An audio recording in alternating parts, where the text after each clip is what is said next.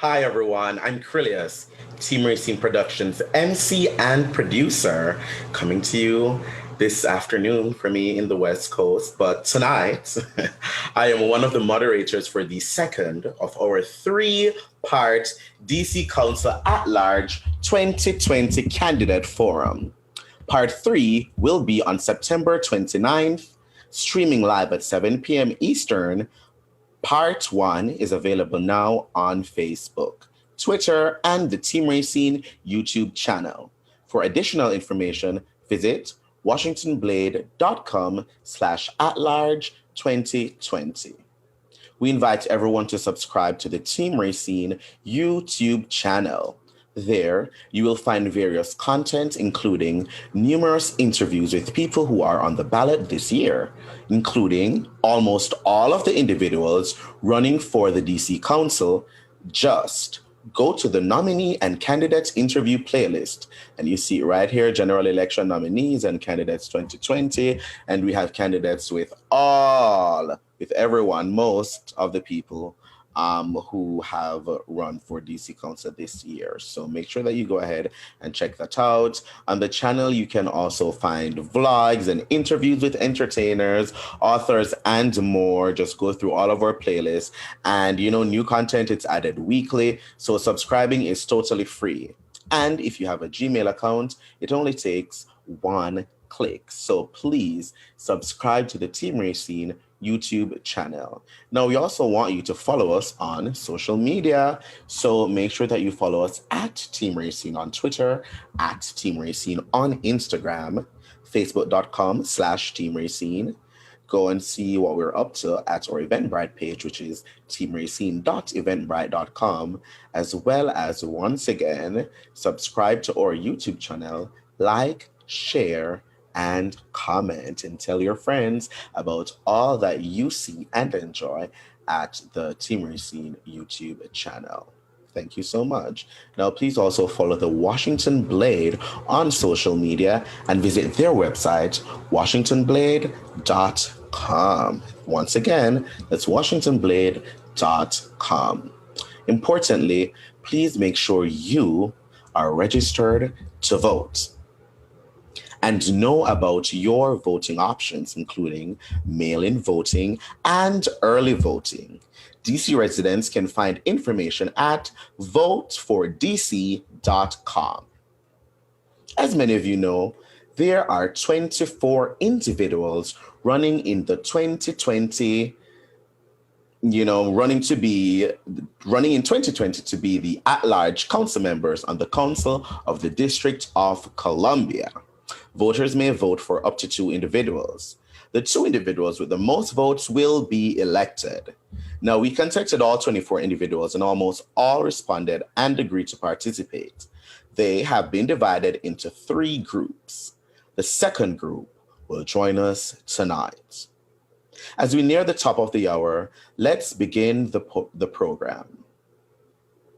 Now, everyone, welcome to the DC Council at Large 2020 Forum, Part 2 of 3. I am Krillius, Team Racing Productions MC and producer, and I am moderating tonight with the person who I now have the pleasure of introducing, the one, the only, goddess of DC themselves. It is the one and only Racine Pendarvis. With one message for you: vote, vote, vote. Vote to the vote, to the vote, vote, vote. Yes, greetings and salutations all. Yes. How's everybody? I hope and trust everyone's well. We're so excited and we are ready to begin. We are ready to begin. We are ready to begin. And next, we want to welcome Team Racing Productions East of the River correspondent, the one and only Monique Diop.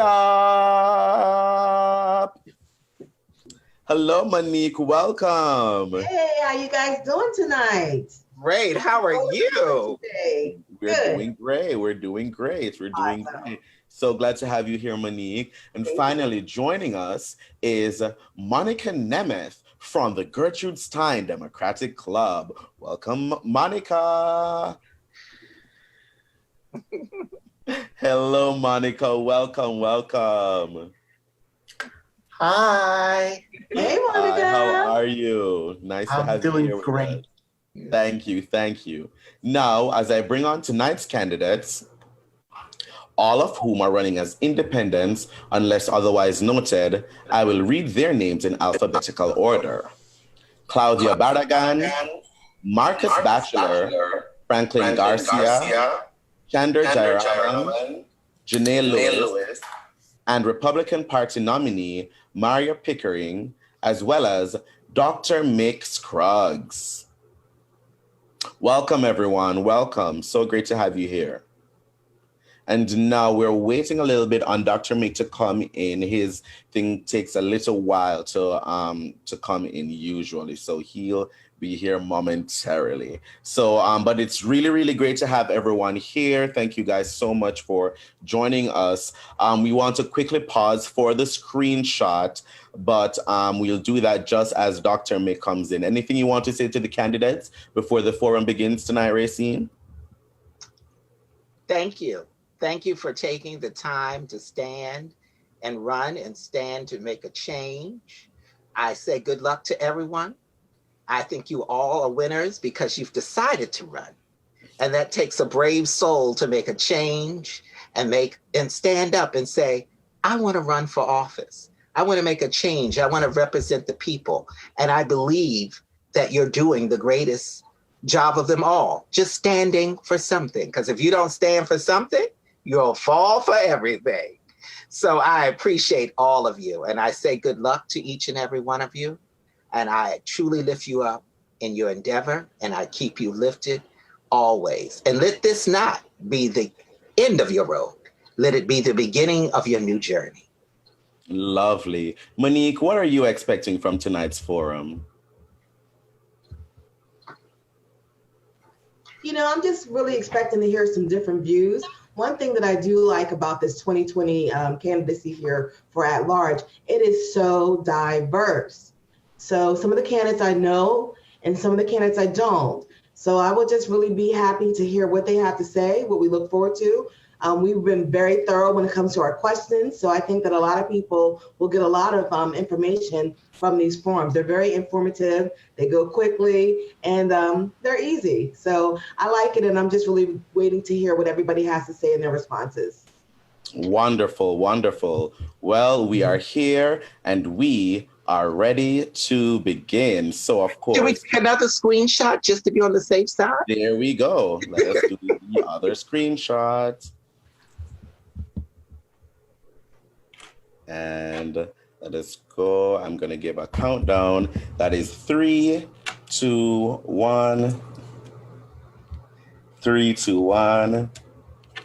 Awesome. Wonderful. So glad to have everyone here. Now, we are going to begin with the speed round. So first up is our speed round. Candidates, please indicate by raising your hand if you are in favor of the following things.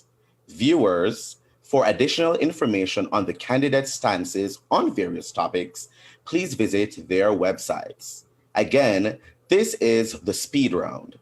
Let's start with our test question. Please raise your hand if you are a proud resident of the District of Columbia.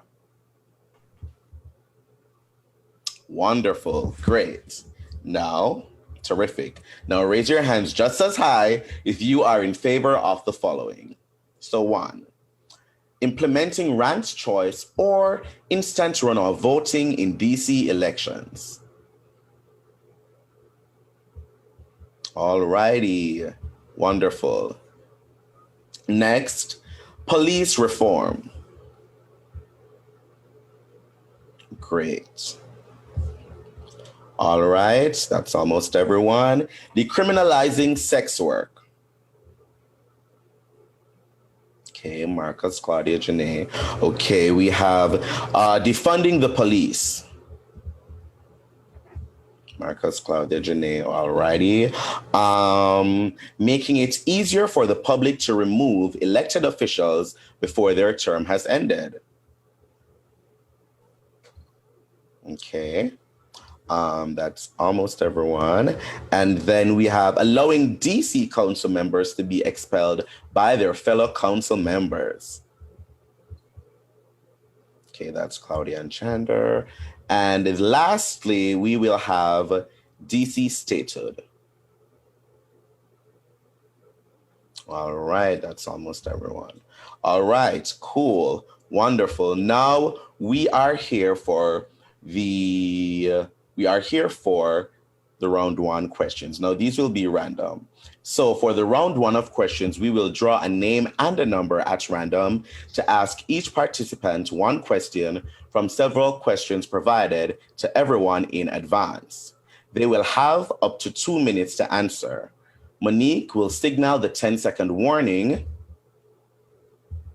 There we go. Once you see that fan, you have 10 seconds to finish, to wrap your answer up. Then I will announce when the time is up. I want to remind everyone to please mute your microphone except when it is your turn. Monique will draw the names and I will draw the question number. Monique, who will get the first question?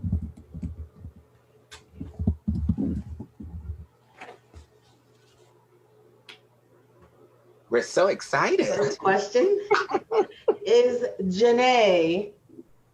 Janae. All right, let me see what question number that is. Janae Lewis. I feel like I'm on a game show, like I'm about to win a prize. It is, and you won. All right, so this is actually question number 1, and that is Racine's question. Thank you. Bills to decriminalize sex work in DC have been introduced at the DC Council in the past, but died in committee. Do you support decriminalization of sex work? Why or why not? Thanks so much, everyone, for having me tonight. Again, my name is Jeanné Lewis. So yes, I raise my hand. Yes, I do support decriminalizing sex work, which is different from legalizing sex work. And so I know that there's been a lot of information to educate people about the issue. And the reason why is multifold. So I think the bill that was introduced recently in the council was not thorough enough in protecting against sex trafficking. So I would not have voted for that bill specifically. But I think in general, adults who choose to engage in sex work need to be better protected. And folks on all sides of this debate, I think there are folks who can agree that sex workers need to be better protected. But I also think that there are people who do not want to engage in sex work who are getting caught up in the illegality of it. And I think decriminalization would also better protect civilians. And I count myself among that. So as a young woman, a single woman, I've been solicited for prostitution while waiting for the bus to go to work, which is not something I was looking for at 9 o'clock on a Wednesday morning. And so I think that decriminalizing sex work can provide better safety provisions for all residents in DC. But I think that it needs to be a more robust community process, and especially to engage folks who've been victims of sex trafficking to make sure that the way the legislation is crafted is strong enough to protect folks from sex trafficking, especially marginalized folks, immigrants, trans folks, and youth. Thank you so much. Now, Monique, who will get the second question?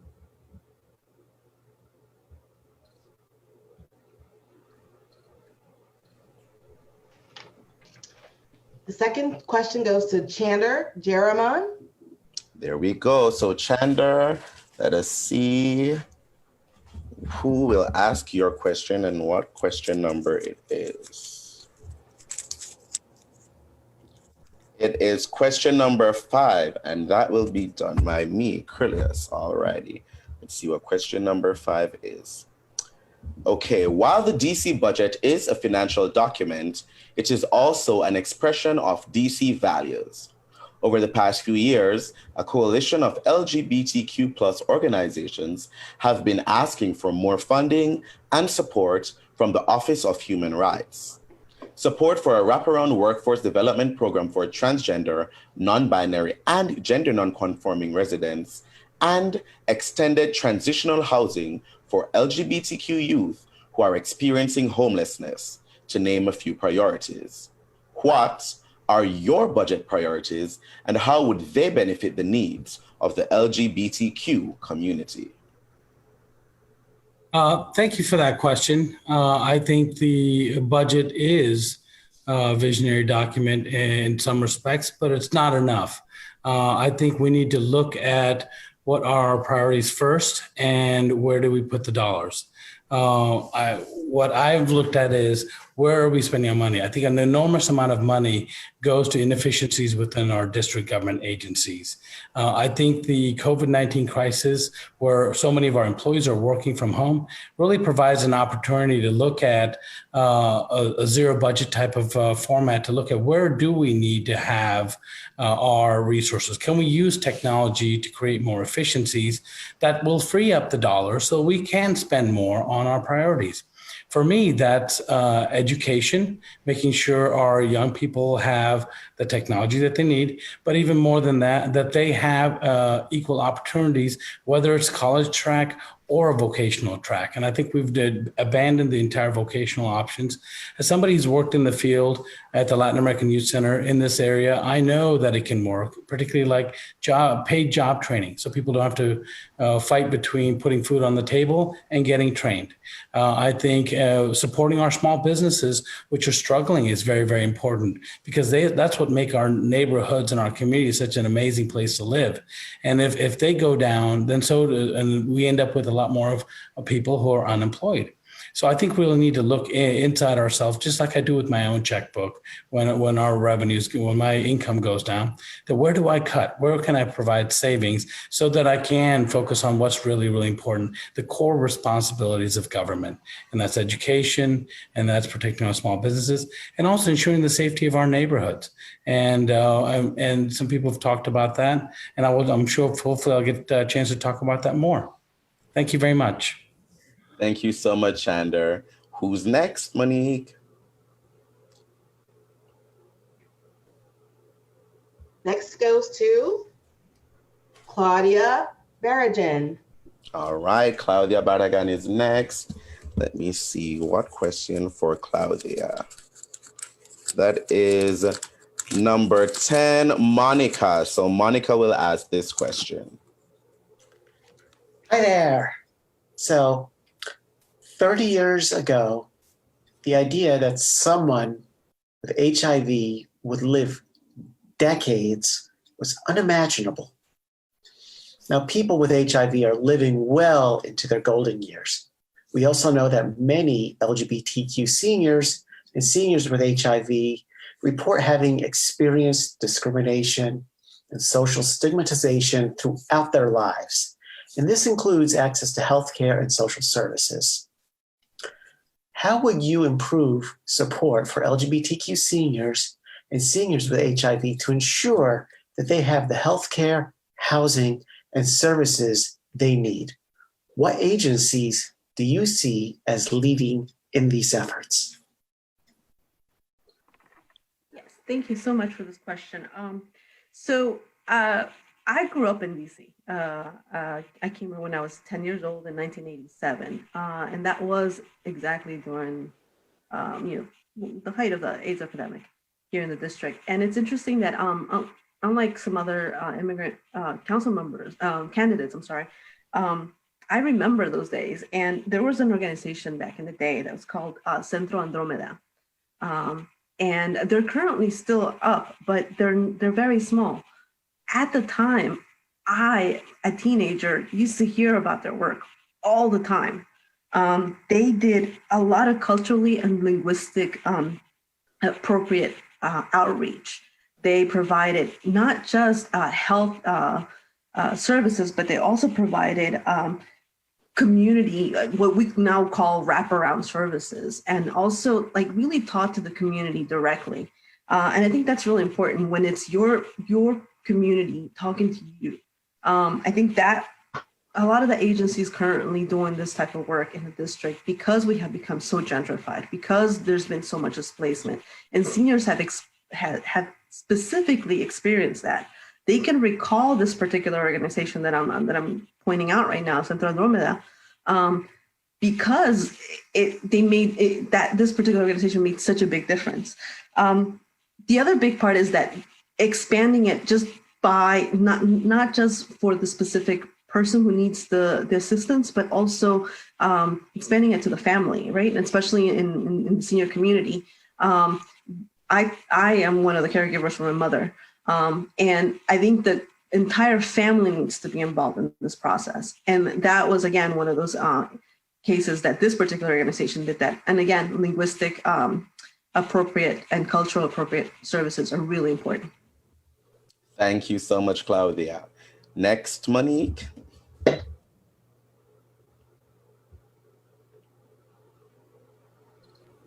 The next candidate is Dr. Mick Scruggs. There we go. Dr. Mick is next. Alrighty, let me see who is next and what question number it is. So that is question number 7, and that will be done by yours truly. So question number 7 says, anti-LGBTQ hate crimes and discrimination are still all too real in our community. What ideas do you have to reduce hate crimes and bring those who perpetrate them to justice? Thank you for the question. Yes, hate crimes are all too much a part of this community. The first thing we need to do is we need to enforce stiffer penalties for those who practice hate crimes against the LGBTQI plus community. And we need to work to bring about awareness in the community, awareness that there are hate crimes, and we need to ensure that we are giving money to and supporting our programs that not only bring awareness to hate crimes, but also help to show, instill love, unity, and those type of things in our community. But I think the biggest take-home message is to enforce those laws and to provide stiffer penalties for those who practice hate crimes. Thank you. Thank you so much, Dr. Mick. Next, Monique. This next question goes to Markus Batchelor. All righty. Let us see what question. I had a balloon drop planned and everything, but it fell. All right, Marcus, your question number 9, and that is Monica. Okay. Hi, Marcus. Let's see. Currently, much of DC's public housing is reaching the end of its productive use and is increasingly in disrepair. While the DC Housing Authority has delayed its plans to improve the dire conditions at 15 of its 56 public housing complexes due to the current budget conditions, the need to improve these properties remains. How do you plan to improve housing conditions for our low-income neighbors while preventing displacement? Thanks, Monica, and thanks to everyone, all the partners, for inviting us. I think that's such an important question. And the first thing we have to do is turn that tide, right? Is to say that now more than ever, we need to invest deeply, especially in those most critical health and safety repairs that need to be made in public housing. When we talk about the disproportionate amount of public housing residents that have cases of asthma and other respiratory disease, that are more likely to have chronic disease, the fact that, right, folks who live in my neighborhood are expected to live on average until 67, while some Northwest neighborhoods have a life expectancy of north of 90, means that housing, right, and the quality of housing is now more than ever really important for the city to focus on. So I'll invest deeply in making sure that the Housing Authority has what it needs, but also using the Oversight Authority to actually push the Housing Authority to do those repairs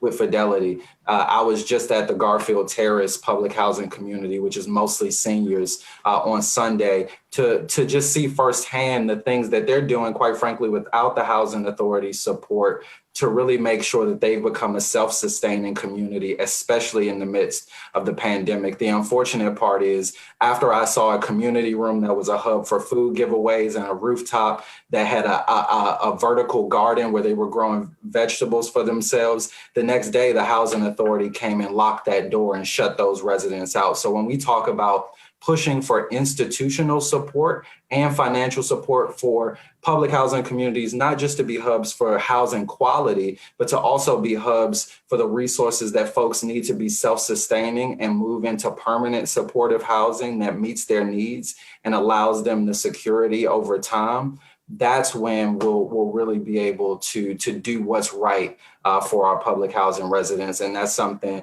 I'll fight for from the council, but quite frankly, something I've spent my career on the ground, especially in nonprofit, working with public housing families to advocate for their needs. So thanks so much. Thank you so much, Marcus. Who is next, Monique? This round goes to Marya Pickering. Marya Pickering. So sorry. All righty, Marya, let's see your question. And this is question number 2, Monique.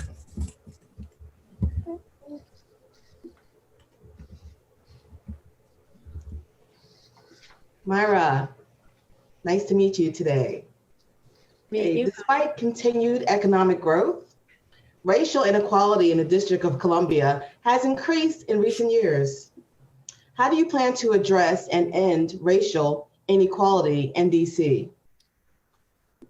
Well, thank you for that question. And I think the fact that you're asking that question points to the failure of over 50 years of a corrupt one-party monopoly to serve all our citizens well, particularly our weakest citizens and those who suffer most disadvantage.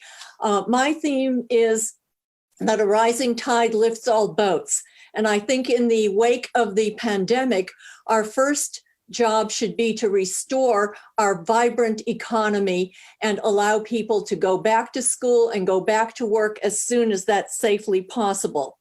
The other issue that is one of my prime platforms is a quality education. I'm an immigrant and a refugee. I grew up in poverty, and I know from my own experience that an education is everyone's ticket to a better life. I think, again, the fact that we have an abysmally underperforming public school system is testament to the failure of over 50 years of a corrupt one-party monopoly. I mean, a 62% high school graduation rate. Really, am I the only one who's hopping mad about that as a citizen and a taxpayer? Our high school graduation rate should be at least 90%, and we should have a strong vocational technical training track so that people who are not going on to 2- or 4-year institutions can graduate from high school and be able to earn a decent living and support themselves and support their families. So those are ideas that I think would benefit everybody. Thank you for that question.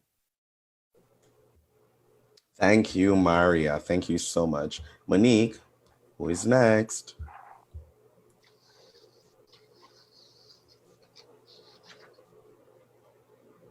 You're muted. We've asked all the candidates the questions. Are we going to round 2? Oh, we did get everyone. Oh, Yes, wow. we did. We're on a roll. we are. And everybody gets the new car.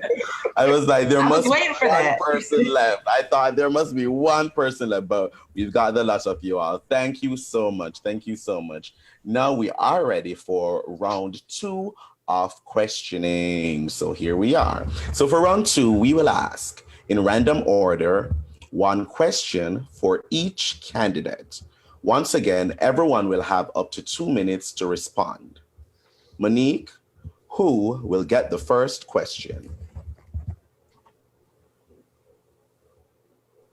First question goes to Markus Batchelor. All righty. First question goes to Markus Batchelor. And the person who will ask that question is me, Krillius. So Markus, if elected, you would be the youngest member of the DC Council. What do you say to assuage concerns some voters may have about your youth And in what ways would the DC Council benefit from having younger members? Yeah, no, I appreciate that question. That is correct that if inaugurated on January 2nd, a month short of my 28th birthday, I'd be the youngest ever member of the DC Council. And I think it points to our message that it's time for a new generation of leadership in DC. But I also ask folks who I think try to use my youth as a disadvantage in this race to also look at my record. I've spent 6 years in public office working second on the State Board of Education, first on the Advisory Neighborhood Commission, bringing neighbors together, working on our toughest issues, holding government accountable and getting results. I've also spent a decade working on behalf of our families, DC's families and students on the ground in nonprofit at the Far Southeast Family Strengthening Collaborative, at People for the American Way, fighting for progressive issues nationally, in the mayor's office, at the Department of Employment Services, getting intimate knowledge of what the policymaking side looks like, but also what it looks like on the ground when we execute it on behalf of residents. That perspective is going to be very important on the council. And quite frankly, I'm the only candidate with that wide breadth of experience that both gives me, I think, the experience to do the job, but also my background speaks to the perspective I think is needed now more than ever to really get that work done. I care about these issues because I was born in our city's only public hospital, because I went to our public schools, because I've got a mom who's a frontline worker who's buying PPE out of pocket, because I've lost too many friends to gun violence, or a criminal justice system that's broken, or an education system that's failed their needs. So I understand these issues, and the policy that will advance from the council is going to be very personal to me. And I think that is the deep depth and breadth of both experience and perspective that make me uniquely qualified in this field for the DC Council. Thank you so much, Markus. Monique, who will get the next question?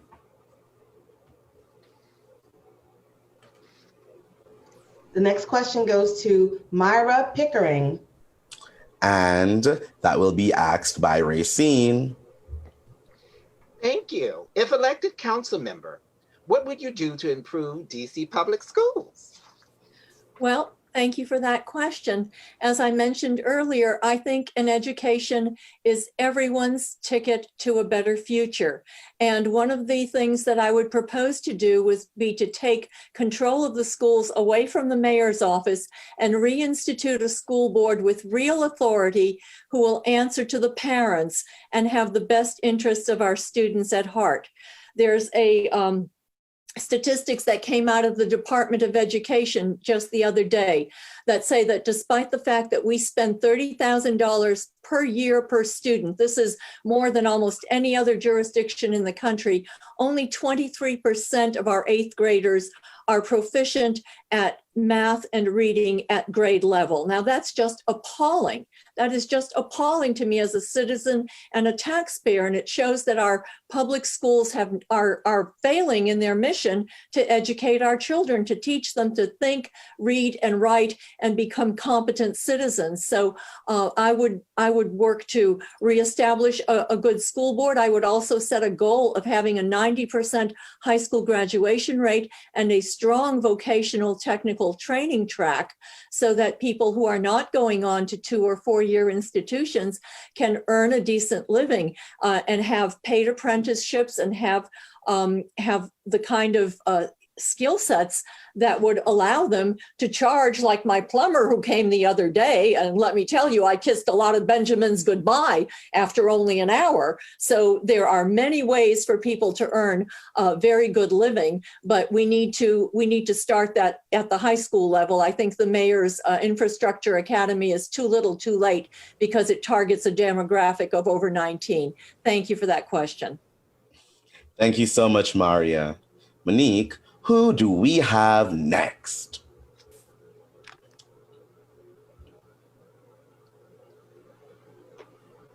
The next question goes to Chander Jayaraman. All right, and Chander, that would be my question. So, Chander, as someone who has worked with young people, you are likely aware of the school to prison pipeline. the disproportionate tendency of minors and young adults from disadvantaged backgrounds to become incarcerated because of increasingly harsh school and municipal policies. What would you do as council member to address this issue? Thank you for that question. I think that's a very, very important question, and it's very timely. I've worked with inner city kids, as you mentioned, or at-risk students who dropped out of high school. The program I ran was called Youth Build. It helped them get their GED and also a job in the field of construction by providing training. One key aspect of that I think we've dropped out is the fact that it was paid. And right now, I think that's what we need to do. Coming out of the crisis, people want to get trained, young people want to get trained, but they can't, we're having them make the choice of whether to put food on the table or get trained. I don't think we should have them make that choice. And I think they need to be able to go get trained and get paid. For those individuals who do end up going to prison, I think we need to have an individual return plan. And what that looks like is that use that time while you're there to get educated, to get training. And if you fulfill those early, you get out early. I think there's some innovative ideas we can do to make sure, first of all, that they don't get there in the first place by providing economic opportunities right from even high school, through vocational education track, as well as the college track. The vocational education track the next step to that is our community college system. That's the best place where they can go from high school to the next level. Right now, 70% of our students have zero options coming out of high school. And I think we need to provide those options for our students. And for young adults, again, as I mentioned, paid job training. And that's going to be the key to ensuring that we have an equitable society. I see every crane that's in the city as an opportunity to put people to work. I'm doing that right now with the new project, and I'm calling for them to open up the training a year before so we can get people in the neighborhood to get trained for those jobs when they break ground. Thank you so much. Thank you so much, Chander. Monique, who is up next? Next at-large candidate is Jeanné Lewis. And that will be asked by Monica. Hi there. So, Jeanné, if elected council member, how would you address homelessness in the district, particularly homeless LGBTQ youth? That's a great question, Monica. So I think that when we look at homelessness, we have to understand that it's not disconnected from other factors. It's not disconnected from the economic inequity in our city, from the housing inequity in our city, and also from discrimination that happens against LGBTQ people, including our young people. So specifically around housing, our campaign has proposed that we deeply invest in repairing public housing and making sure that our public housing stock is available to families who are at risk of homelessness, because many of our youth are part of families who are also economically unstable. So that's one. Two, I think we need to look at the economic opportunities across the city, making sure that we create cooperative models of business and opportunities for small businesses to stay in place. And so our campaign has proposed a mini bonds program to create capital right now to make sure that our small businesses can stay open and not be at risk of closing, especially if they were left out of the federal stimulus. And so that creates job opportunities, including for teenagers who might need to access jobs in this moment. And we need to preserve as many jobs as we can. But I think that we need to make sure we do deeper outreach with culturally sensitive understanding of the unique issues that LGBTQ youth face. And so that means for our existing homelessness outreach programs to make sure that they are partnering with LGBTQ serving organizations to have the right language, to understand the issues that youth are facing and make sure that discrimination is not taking place. I think we need to look at our foster care program as well to make sure that young people are not being discriminated against and abused. And I think that we need to make sure that our Office of Human Rights is better accessible to all LGBTQ people, including young people. So I'm actually proposing that we have a hotline that better facilitates people in filing discrimination complaints and abuse complaints, and that caseworkers are able to take those complaints over the phone instead of having it have to be mailed in or done over the internet. Thank you so much, Jeanné. Monique, I think we have one person left. Oh, two. See, now I'm before. We have two, but I'm going to start with Claudia Barragan. Go. All righty. So Claudia Barragan, and that question will be asked by Monique. Yes. Hi, Claudia. Okay, over the years, there have been numerous accusations against several council members regarding behavior which is unethical and even sometimes criminal. What measures would you enact to create more accountability? What options should be available for expelling members from the council?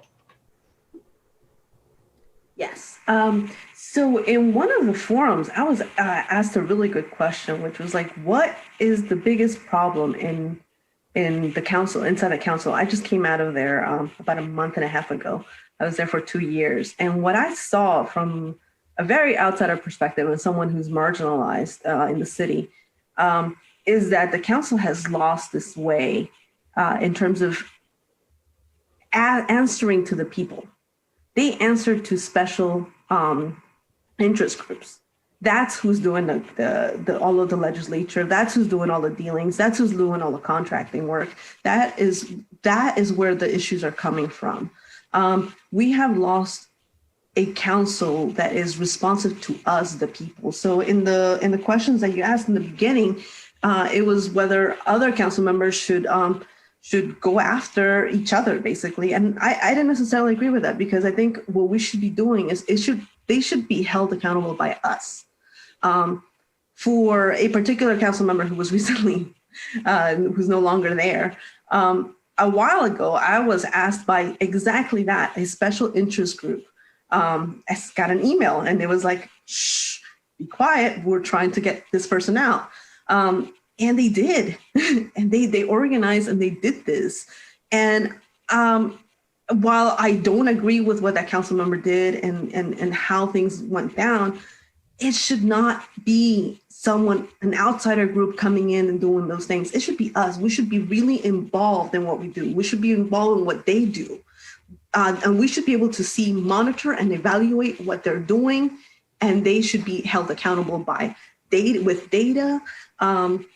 And we can do that. And everyone should participate. 20% of immigrants should participate in what decisions are happening in council and by which council members. So I think it should be more about us overseeing them, us the people. Yep. Thank you, Claudia. And our final question goes to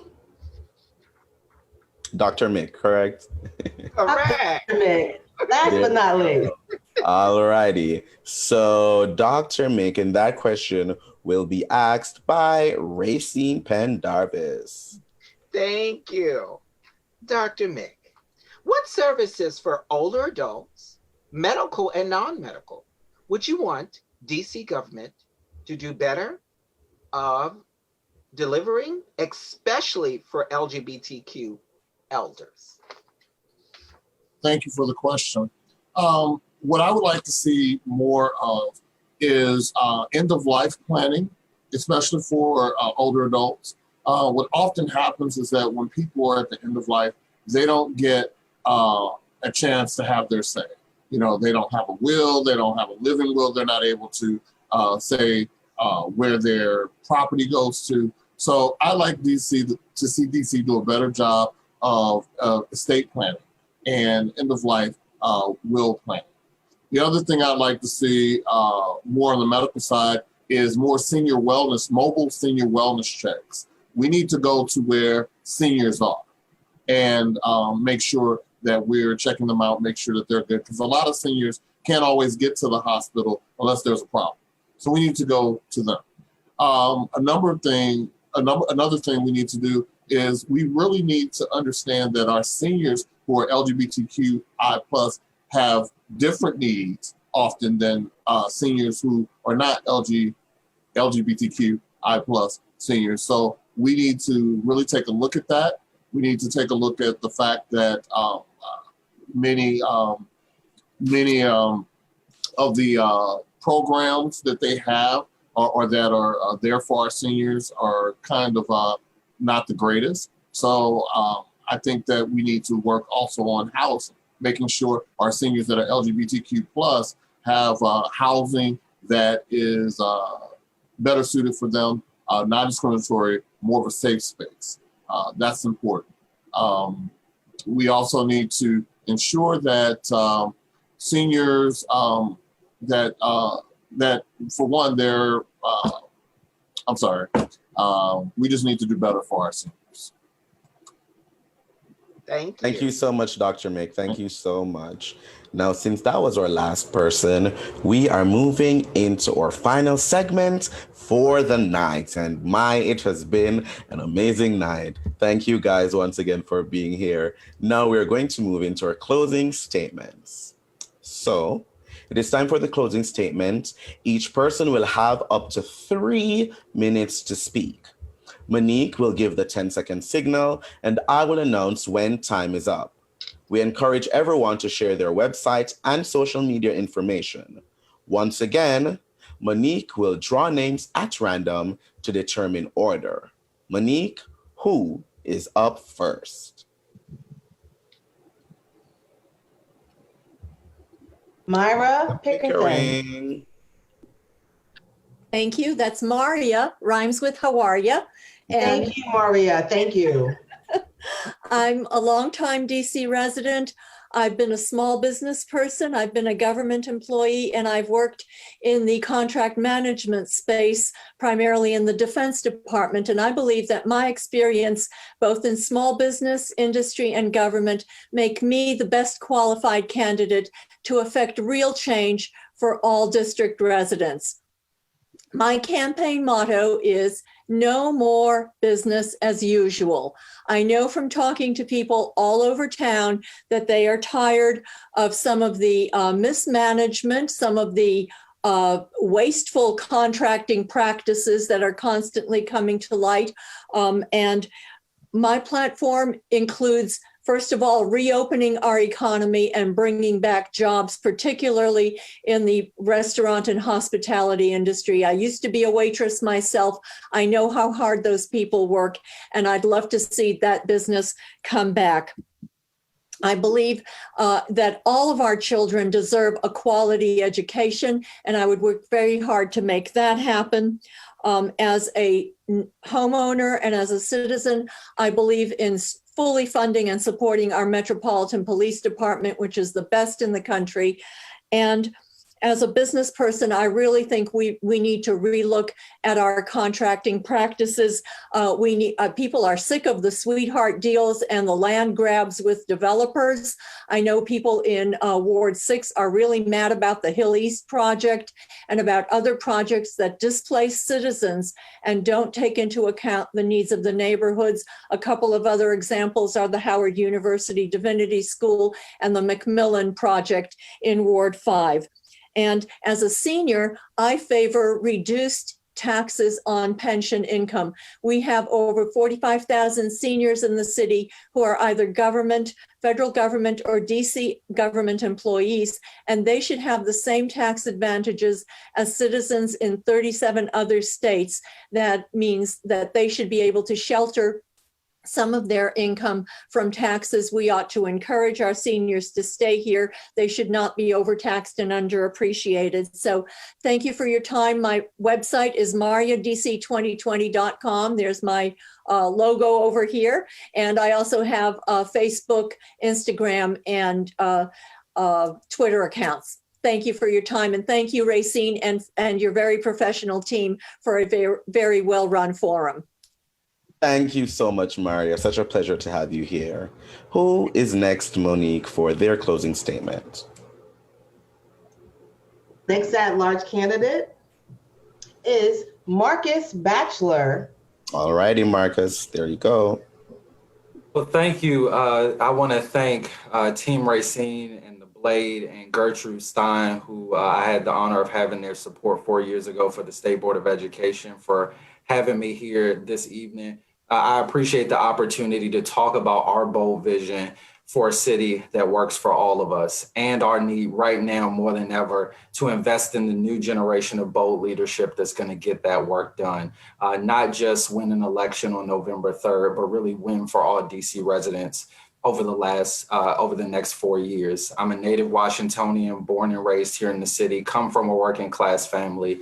And instead of going into the private sector or putting my values on paper, I chose from a very young age to put my values to work, working on the ground to bridge our city's deep divides by doing the hard work of building community, building consensus, and advocating fiercely for those things that we know all of us need to thrive. And from the council, I'll continue to do that work. I'll continue to fight for truly affordable housing across income levels, equitably funded, quality public education system where every young person has a quality school in their neighborhood that meets their needs. We're going to make sure that we have communities that are both ripe with opportunity and free from gun violence, where you don't have to take 3 buses to get to a grocery store, and you have a healthcare system, not just a hospital, but a healthcare system that meets your needs. Those are the big challenges ahead of DC right now. And what we've seen, if COVID-19 is any evidence, is that there are folks doing very well in this city, but there are folks who are drowning, and good for some in our city isn't good enough. And that means a council member that's going to be focused especially on making sure that our most marginalized neighbors, including so many in our LGBTQ community, get that support as well. Working with young people, I worked with many who were gay, bi, and lesbian, some who were also trans and gender nonconforming, realizing the very unique challenges that they face at home, in their communities, in their schools. I went to work to help solve those things, and I'll fight to make sure we break down barriers to housing and jobs and quality education for young people, especially those who are Black and brown east of the Anacostia River. It's not lost on me that if I'm elected on November 3rd, I'll also be the first citywide at-large council member elected from east of the Anacostia River in almost a decade. And if we want to get serious about electing the type of leadership that's going to get to work for our most marginalized neighbors, then we just don't need to talk about it and put a palatable voice at the table who won't meet our needs. We should put someone from those communities who has the experience and perspective to get that work done. So thank you so much. And I hope to get your support on November 3rd, number 7 on the ballot. Thanks. Thank you so much, Markus. Could you give us your website? Sure. Please join us at markusfordc.com, markusfordc.com. The K is very important this year, so number 7 on the ballot. Thank you so much, Markus. Monique, who do we have next? We have next Dr. Mick Scruggs. There we go, Dr. Mick. First of all, I apologize for getting choked up on my words tonight, but know that my heart to serve is true here in the district. Hello, DC. My name is Dr. Mick Scruggs, and I'm seeking the privilege to become your next DC councilman at large. DC is at a crossroads, and the question becomes, where do we go from here? We're embroiled in a pandemic, which has exposed the failures in how we address healthcare, education, public safety, homelessness, housing, caring for the elderly, how we treat LGBTQI+ communities and communities of color, and a whole host of other concerns in this city. In DC, thousands of people are infected with COVID-19. Hundreds have died. Thousands of DC citizens are out of work, and many face eviction not long from now. We need a leader, a councilman with the compassion to meet the needs of all DC citizens during this time and beyond, a passion to serve, to work on issues with which they are familiar, and the ability to utilize resources to arrive at a common sense solutions on issues with which they aren't familiar. A councilman that recognizes the fiduciary duty to place the needs of a city above his own.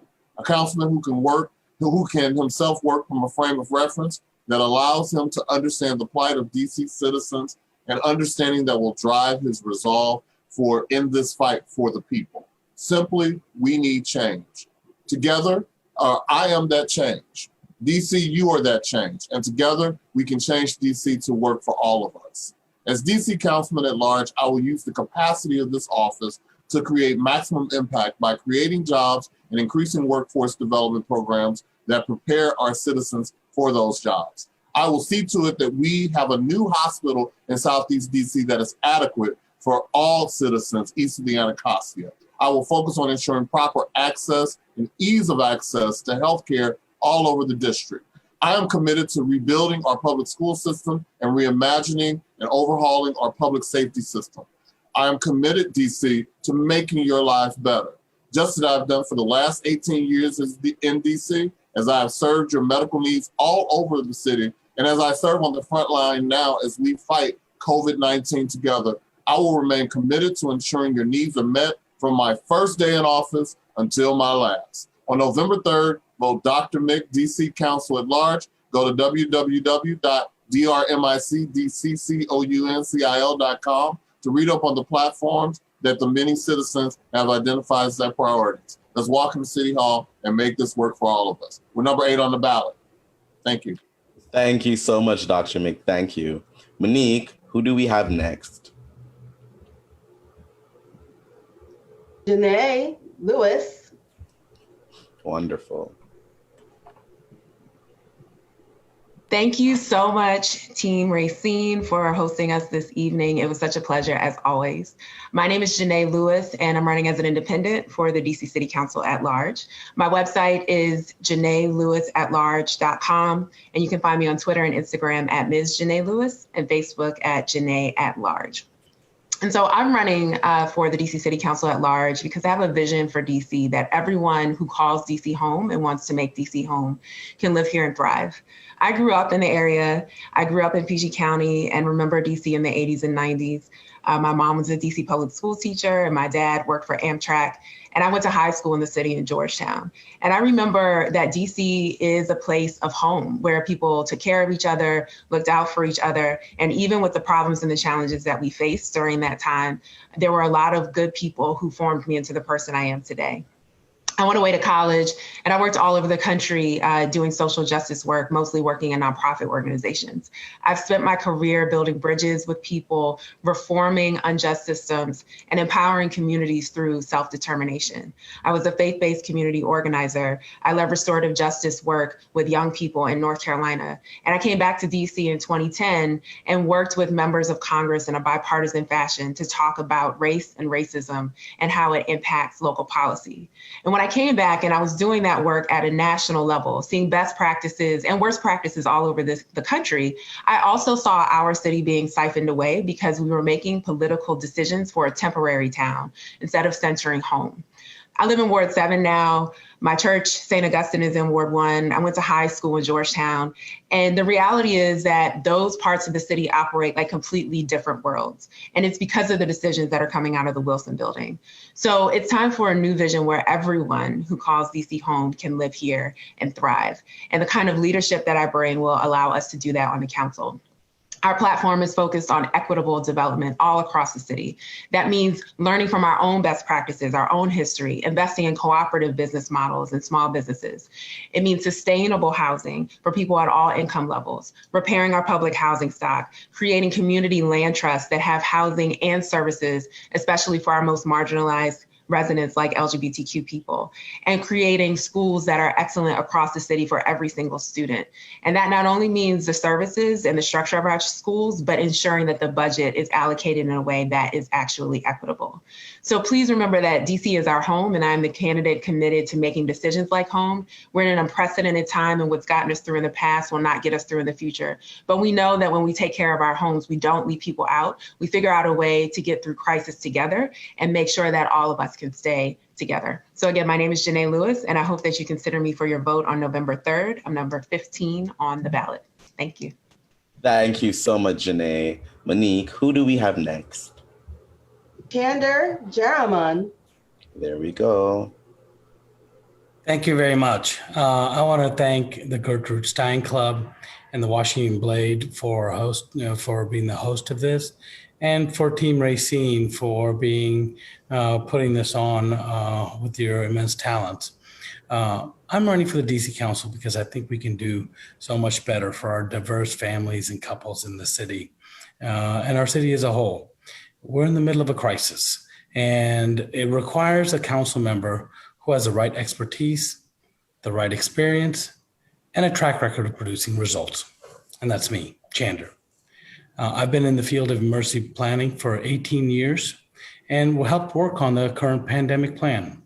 So I know what it should look like as we go forward, whether it's making sure when the vaccine is ready that our most vulnerable get the vaccine first, whether whenever we're ready to reopen our schools, that we are opening them safely. And, I'm currently also, I bring experience to the table. I've been an ANC commissioner for the past 8 years. Where I've worked with our whole community. In fact, today I was advocating for our seniors for an adult day center here on Capitol Hill in Ward 6, which doesn't have one. On a regular basis, I've worked with people from Street Sense who just got a housing, but their housing, only gives them a bed and a couch, but they have nothing else. So I've been able to gather donations from people to turn their house, empty apartment, into a home that they can be proud of and they can live in. And I've been doing this for years. I've been advocating for people with disabilities, for the full inclusion of people with disabilities in the workplace, in our schools, and in our communities. This is who I am. When my mom brought me here when I was 10 years old, they gave up everything so that I would have an opportunity to live the American dream. And I'm doing that. I got a good education. I've started my own small business, and I got elected to office. And it's time for me to pay it forward. And so I view this opportunity as my chance to be able to pay it forward and help people, because that's really my calling in my life. I know that journey is not ended yet. And this is one step towards that. I really do think we can make a vast difference coming out of the COVID-19 crisis. And I think I'm the right person at the right time to fulfill that obligation to our residents, not just businesses, but really the workforce, because they're the ones that are going to be most impacted when our businesses close. And there's no opportunities right now, which include, what we need to do is make sure people are getting trained and see the opportunities that they have here so they can do better for themselves and raise up our entire city together. And so I ask for your vote in the coming week and over the next month, because you should be getting your ballots in the next couple of days. I do want to say that everyone has 2 votes in this election. I asked for one of them. My website is chander2020.com, if I can point right. And I asked for your vote, and I look forward to seeing you on the campaign trail over the next month.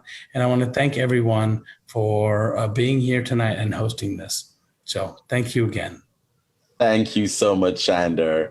Monique, I think we have one person left. So, Claudia, take us home. There we go. I was right on the money this time. Thank you. Claudia, your turn. Yes, thank you. So I am number 1111 on the ballot. So thank you so much to all the organizers participating in this effort. I really appreciate that. Definitely Team Racine. My name is Claudia Barragan. I'm running for at-large, and you can follow me at Claudia for DC in all social media platforms. For me, this is not about politics. It's about my survival. I have been in DC since my family migrated from Bolivia in 1987. The only candidate with 20 years of expertise in urban planning, community development, land use, zoning, and environmental policy. I bring unique technical skill sets that others just don't have. I am an elected ANC and a former policy staff member for Councilmember Trayon White, Sr., representing the Great Ward 8. I show actions, not promises. In less than a decade, I drafted, implemented, participated, advocated, fought for over 40 bills, 28 of which became law. 6 of them right now are under council review. So I've done the work in Wilson Building, and I know what it takes. I embody the city's diversity. As an immigrant Latina of indigenous heritage, I represent 20% of the district's population, a community that has historically been marginalized in the city council. Talk about no representation there.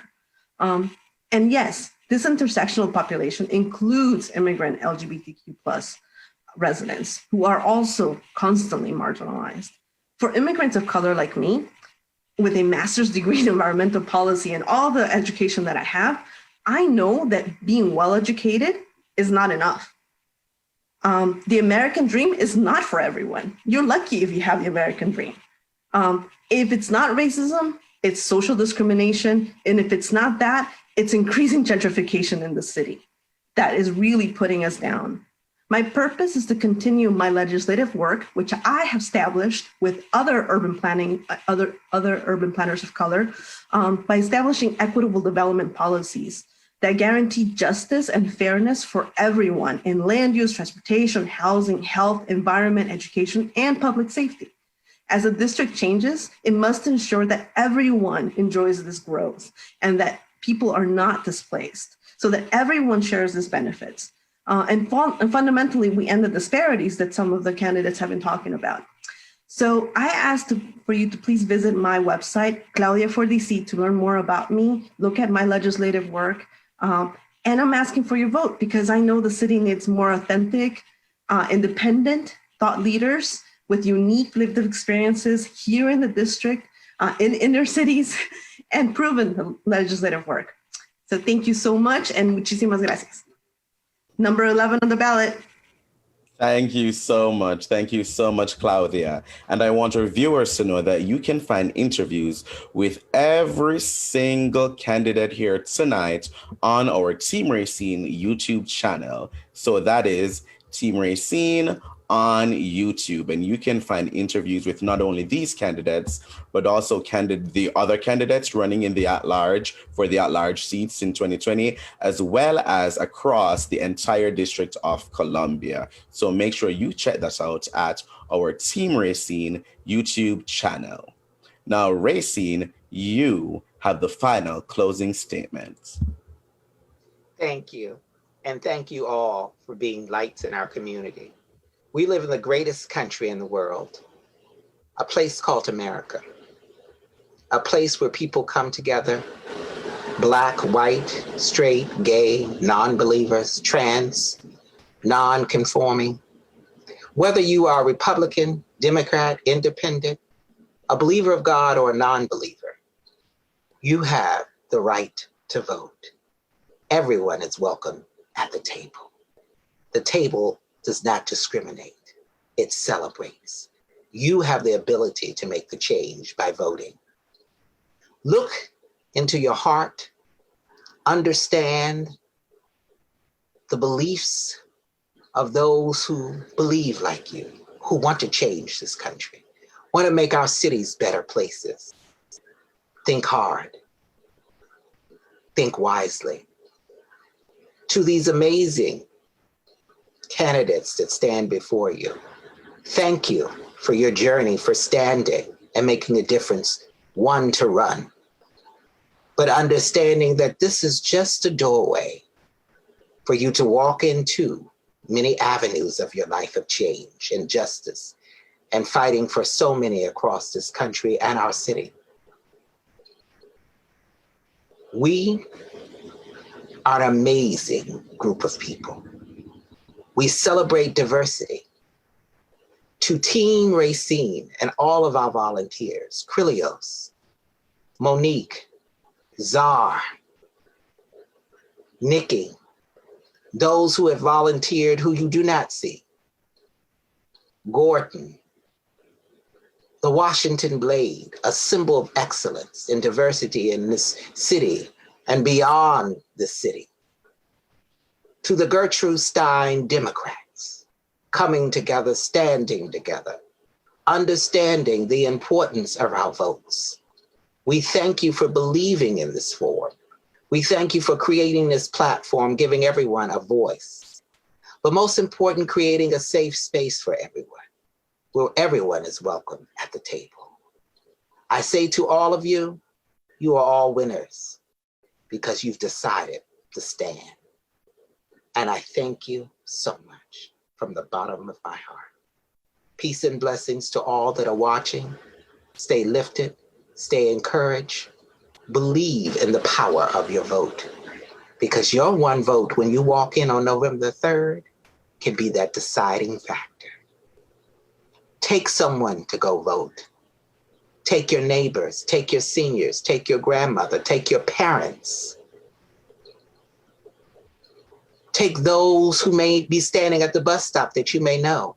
Stop and say, are you going to vote today? Come with me.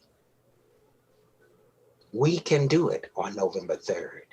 Understand the power of voting on the local level as well as the national level. The local level, our schools become better. Our trash gets picked up properly. Our children are cared for in ways that we have changed on the local level. Understand that power on the local level as well as the national level. November 3rd, let that be the deciding factor. Thank you so much, Racine. Thank you so much. Thank you. Wonderful. Now, to our viewers, please visit votefordc.com for information about voting in Washington, D.C., and visit vote.org for information about voting anywhere in the United States of America. Thank you. We thank all our candidates for spending time with us, and we wish you all well on the campaign trail. Thank you so much. Thank you to Marya. Thank you to Markus. Thank you to Claudia. Thank you to Chander, Jeanné, and Dr. Mick. It was a fabulous forum, and we were so happy to have you here. You can all now log off or turn off your devices. Thank you guys so much. Please fill out the census. Yes, the census. Definitely the census. Don't forget about that. We also want to thank you, Monique, for helping us, and thanks to Monica from the Gertrude Stein Democratic Club for joining us this evening. You guys have been wonderful, consummate co-hosts. We're here with Racine and myself as the moderators. Thank you guys so much. Now we get into the last of our shameless plugs before we end the night altogether. Now, for more about the Washington Blade, please follow them on social media and visit their website, washingtonblade.com. Please follow Team Racine on social media. That's TEAMRAYCEEN on Twitter, Facebook, and Instagram. And don't forget to follow us on YouTube. And please join us for these live streams on Facebook and YouTube. First of all, Music Mondays with Racine Pendarvis at 12 noon Eastern on Facebook Live. Next, Tantalizing Tuesdays with Racine Pendarvis featuring Krillius at 11 p.m. Eastern every third Tuesday. That's every month, every third Tuesday. Tantalizing Tuesdays, the award-nominating Tantalizing Tuesdays. Next, Read a Book Wednesdays with Racine Pendarvis at 12 noon Eastern on Facebook Live. Next, we have our first Wednesday special program, October 7th, and every first Wednesday during the current hiatus of the Ask Racine show. And I must remind you that Tantalizing Tuesday, the next date will be October 20th, while first Wednesday, the next date is October 7th, 2020. Make sure you join us as we have a discussion about voting, local politics, and the presidential election. And for one more Tuesday in September, Racine and I will moderate the three-part DC Council at Large 2020 Candidate Forum presented by Team Racine, the Washington Blade, and the Gertrude Stein Democratic Club on Facebook Live and Twitter at 7 p.m. on September 29th. On behalf of Team Racine, I want to thank our production sponsor, AHF Pharmacy. Thank you so much, AHF Pharmacy, for being our production sponsor. For more information, please visit their website, ahfpharmacy.org. Please make sure that you are vote ready.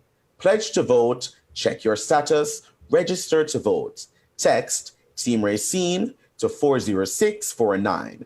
That is TEAM space RAYCEEN to 40649. Thank you for joining us tonight, and please like and share. To our viewers, thank you for watching. Good night, everyone.